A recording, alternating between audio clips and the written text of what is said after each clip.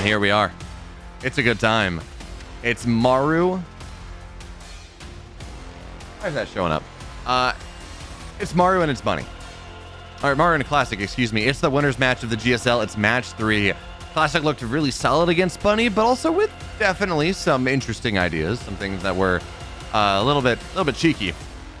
And I don't know that the same things that work against Bunny work against Maru.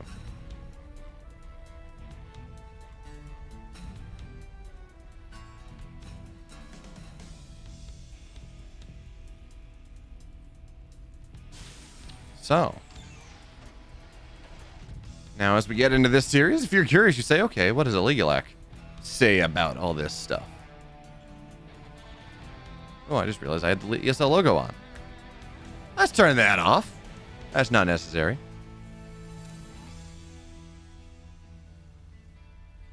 But we do have shenanigans on the way once again. Now, Maru is just scouting this out. He knows what... He saw what happened to Bunny. He's aware of what has happened in the previous PvT that Classic plays. So he's like, yeah, let me patrol the gold, right? Let me make sure that I know what's happening there. But there's a probe on the right side. That's another gold-based opportunity, certainly. But that's not what's happening here, because we have what I will call the Classic build, actually. So you had the max specs build for quite a while. This was this build where you would go and you would proxy your gateway early, and it would cancel the command center. It was really nice. And then we saw Classic kind of do something similar, but he would proxy his second gateway, and it was all about the stalkers, and it was a lot more pressure. And this was like 6 months from Classic coming back from the military, something like that. So good, but not incredible, and it's one of the things that he was doing. But it's interesting to see him bring it back here against Maru. So the bunker for now is going to get delayed a little bit. Now there's an Adept on the way, which means these Reapers are not nearly as powerful, but SCVs, they get pulled against it. That's going to be fun. And for now, SCVs continue to fall down here. Now the problem is this Widowmine will get the burrow. That's a big deal. So now you have to sacrifice a unit if you want to go up on the high ground. And it seems like the Adept's going to be the play. Classic's trying for it. He really wants to do the fancy shade thing. He's thinking about it. Triggering the Widowmine. No, he doesn't have the timing. That is so hard to do. But for now, at least he has high ground vision here. At least with this Adept moving forward, he can see what's happening. So, do you sacrifice anything? And I guess the answer is no. Classic's just going to give up. But behind this, he's got the gold base. You know, he is moving forward into this idea. He's proxied, he's proxied to Stargate. You're going to get Oracles maybe out of that. But he's going to have nothing to deal with this Banshee play. Like, absolutely nothing at all. It's cloaked. And that's actually not even going to be Banshee or Oracle play. It's going to be Phoenix. So the saving grace, I guess, is that, well, a decent amount of Classic's economy is not near his main base. So it's going to take Maru a little bit longer to kill things off. But I mean, this Banshee it's not going to be uncountered, maybe, but it's going to have a lot of fun. It's gonna have a good time. So Cloak halfway done, Banshee number 1 done, second one on the way. And the only question now, so Maru scouts, okay, that's where your proxy was. And the question now is whether Maru's ever gonna check the goal. And I think when he sees that there's gonna be nothing in the natural, if he gets there, and okay, he will. The Stalkers don't intercept in time. Seeing that there's nothing in the main base and nothing in the natural is gonna say, okay, I don't think you're going all in off this. Otherwise, there would be more pressure in my face right now. So there's something here, right? You have taken a proxy. Something's a little bit weird. Did not just almost fall down. We're fine. And yeah, okay, he scans the gold base. That's pretty valid here. But with the Stalkers and the Phoenix, this is a powerful army. The tank, the Widowmine, the Cyclone, not nearly as powerful as they might otherwise be. But again, there is no detection here.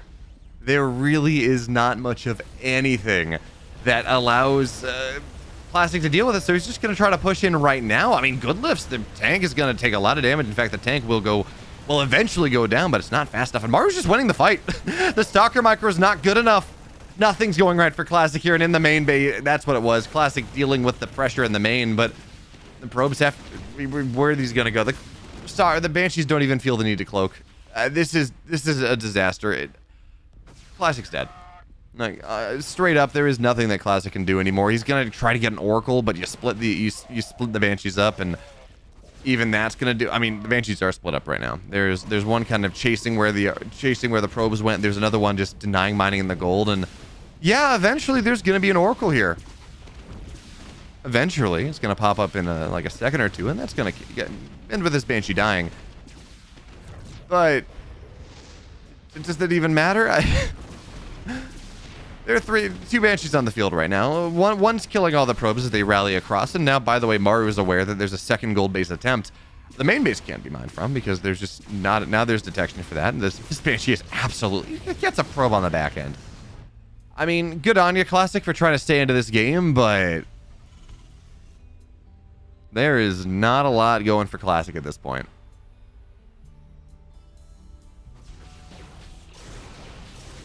Now that Banshee will fall. That's unfortunate. But all that Maru has to do is just continue to force feed Banshees into these bases that Classic has, and just hold the high ground. Even with a couple Phoenix, the high ground is not going to be something that Classic's going to be able to break all that easily. And yeah, Maru's on one base, and that is, it keeps the supplies somewhat equal, but I mean,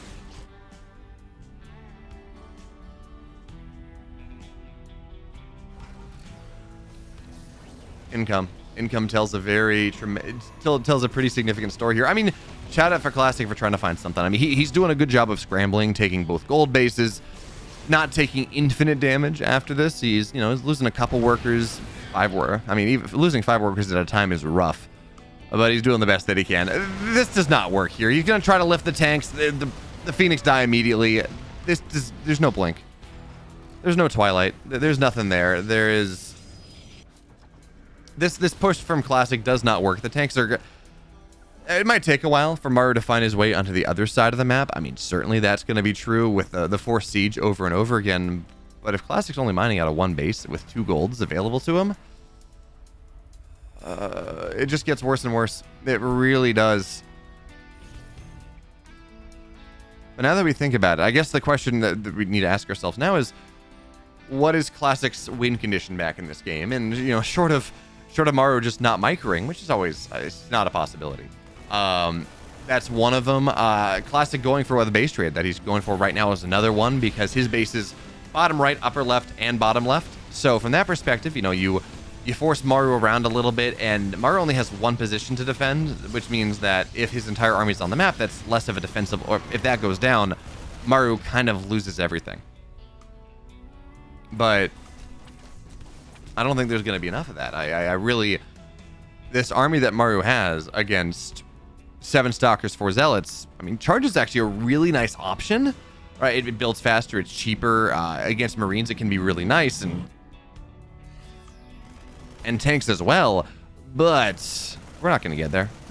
This pylon is going to get shut down very quickly, and I don't know what it's going to be that's going to tell Classic that he's going to leave this game, but I really don't see an opening. We're going to see this. There we go. Shield battery goes down. Banshee will fall, but not before taking a couple more workers with it, because it's 1 Phoenix.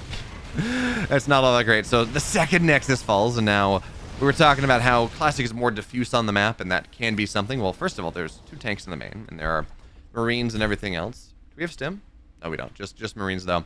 And there's a full wall here, so the Zealots, even if they had charge, they wouldn't be able to break through easily, and it's a meat grinder. I mean, yeah, a single tank gets lifted. This is not enough. This was never going to be enough. Classic, good on you for giving the old college try, but Maru takes game 1.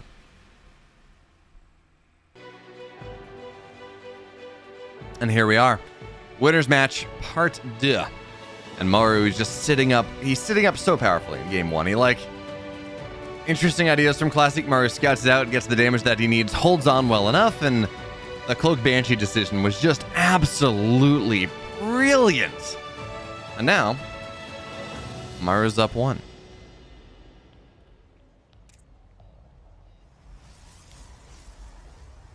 But it's going to be interesting to see where we go from here. It's Gresfon. It's a big map, and I mean, funnily enough, that has led to some rather quick games recently, as players decide to go and get more aggressive because, it's Gresfon. They're never going to scout my proxy. They're never going to scout my aggressive option. Whatever that is. But yeah, last game, Cloak was so powerful. It was such a good unit, but It's not a good piece of clothing. It makes the, you know, like, why don't we wear cloaks anymore? I don't know. Gone are the days where a good winter cloak was an idea. You just put it over top and go from there. Here's something interesting, though. Maru, because he's decided to not scout, because he wants to be greedy, because he wants to Reaper scout instead of SCV scout, he's building his command center on the high ground, because Classic does like to go for these proxies, and that really will be such a prescient opportunity, such a prescient read here coming out of Maru, because Classic is proxying again, and Maru seems like he's going to scout it. Oh... Yeah, he sees everything. The probe's going to go down. So, good news if you're a Classic fan. Because Maru scouted this so early, now Classic's aware it's been scouted, and he can change accordingly. It's not... he didn't go put something down and cancel it. It slows down his starport, or Stargate, just a little bit, but really not by a ton. And because now that he's not going to be... really is the best possible world. It's a pylon on the map that... he's going to lose eventually, and that doesn't feel great, but it's fine. You're going to be okay. The question that we really need to be asking ourselves is, how does Maru take advantage of this? Because you know that Maru knows that, yeah, the Stargate's probably 10 seconds slower, that there's a pylon on the map that's going to be free, that Classic is going to have to go to plan B, which he's maybe going to be less, not even less practice on, but like less mentally prepared for. And this is the, like the 5th, 6th, 7th game in a row where we've seen Classic run across the map with these Adepts, and Maru just well prepared for it at this point. But a Reaper will fall, and that's something. The Hellion finds its way into the main base, just looking for the scout, and it will get that full scout. I don't know that it gets any probes, but it should be able to wiggle its way through. Yeah, it sees the Stargate, okay.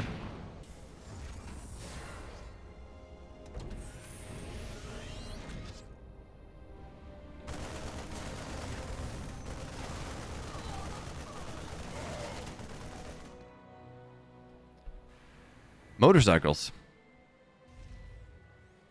They're actually a really big thing up here. There's a big bike week in August, I think it is, August, September, in rural New Hampshire. So motorcycles in the summer in the Northeast are a pretty significant deal. In fact, in Maine, which is not where we are, as we would just wait to see if this Oracle gets any damage done.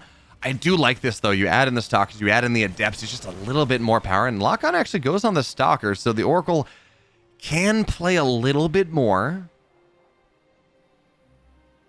but not a ton, and it's really not going to get much damage. But yeah, so in Maine, there's actually no law that says you have to wear a helmet. It's just all on you. So when I was working up in Maine, traveling around there, you see people, helmetless driving on the back roads of Maine with a motorcycle, which doesn't strike me as the best thing, but you do you. And Classic, well, he's going to be attempting to be Classic here. He's got a Robo on the way, Blink halfway done. But Maru's just getting ready for a Hero Marine type build. He's pushing across the map. That's a ton of Marines. And with the Medivacs here as well, there are tanks in that. With the Liberator, this is a lot. This is a lot of power that Maru's going to try to shove right through into a third 3-base Protoss who's trying to get a delayed Blink. This is a very slow Blink compared to everything else because it's Oracle into Blink, into Colossus as well. That's just a lot of power that is stuck in the production tab that is not available to Classic right now. So Maru is hitting this timing perfectly. The Oracle doesn't seem like it's going to go down, certainly, but the Stalkers can't fight this. They don't have Blink. They're trying to trade as well as they can, but they are trading dearly for it. So the SCVs are going to get pulled. Oracle will fall. And this is it. 13 workers hit the deck. There will be no saving this. Shield battery overcharge is nice, but it's 20 dead probes. And Maru, yeah, he loses a tank. It's not enough.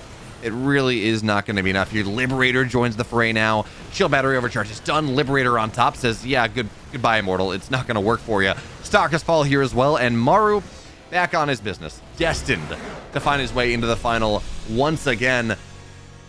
Maybe. But for now, he advances out of Group A, excuse me. He does it very cleanly. 2-0-4-0. And let's see what we're going to have to find who he runs into for the round of 8. But for now, Classic's got another shot in that final match against the winner of Bunny and TY. But if you like this, and you want more like this, and you want more GSL VODs and StarCraft stuff in general, and Stormgate content, especially as the content pipeline starts to speed up as we go through alpha and beta and things like that, you should like this video, but more importantly, you should subscribe to the channel because live breaking Stormgate news as it happens and all the StarCraft VODs. You should do that. See you next time.